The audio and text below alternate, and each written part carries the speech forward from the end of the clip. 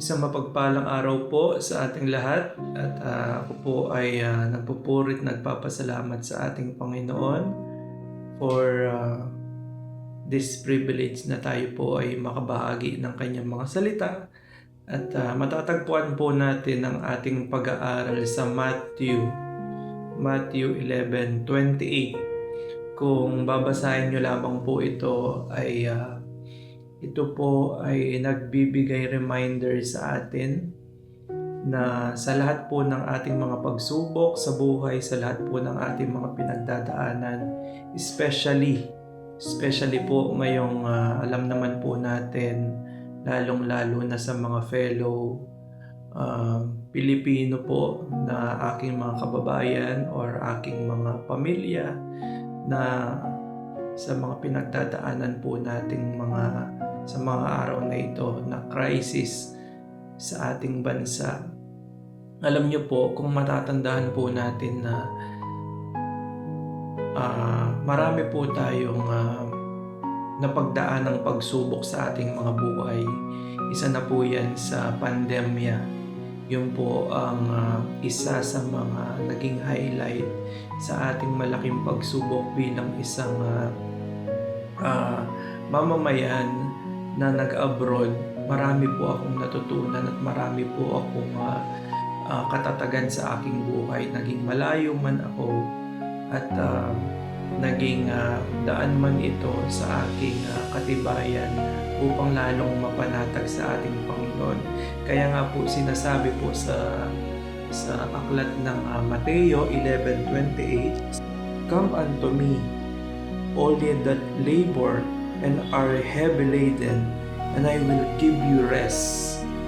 So napakaliwanag po mga kapatid na sa lahat po ng ating mga nararanasan, sa lahat po ng ating mga agam-agam sa buhay, sa ating pong pinagdadaanan, kahit anong pagsubok, kahit ano pang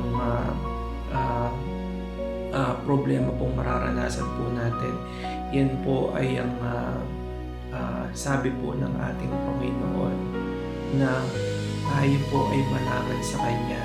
Tayo po ay lumapit. Sabi niya po doon, magsiparito kayo sa akin. Kayo'y lahat ng nangapapagal at nangabibigat ang lubha at kayo'y aking papagpahingain. So napaka-clear po ng salita ng Diyos mga kapatid na walang kahit anong pagsubok po na hindi po natin malalampasan, kahit anumang pong krisis na mga pinagdadaanan po natin, kahit anumang pong mga pagsubok yan. Alam ko po, no, marami po tayong especially po dyan sa Pilipinas.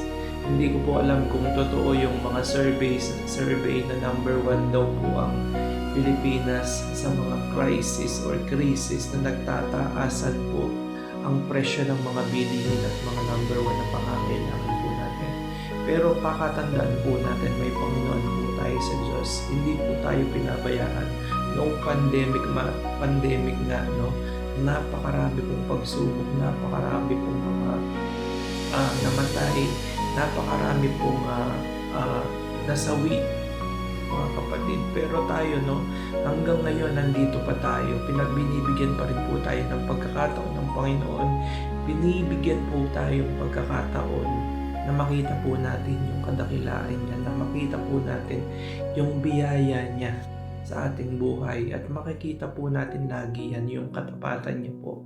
Katapatan niya po na sa mga anak niya. Katapatan niya po na sa mga nagtitiwala po sa Kanya. Yun lamang po, napakaiksing verse or versikulo, pero yan po ang nagpapanatag po sa atin upang tayo po'y manangan lagi at ibigay lahat sa Kanya at ang ating mga kabigatan. Yun lamang po, magandang araw po. God bless.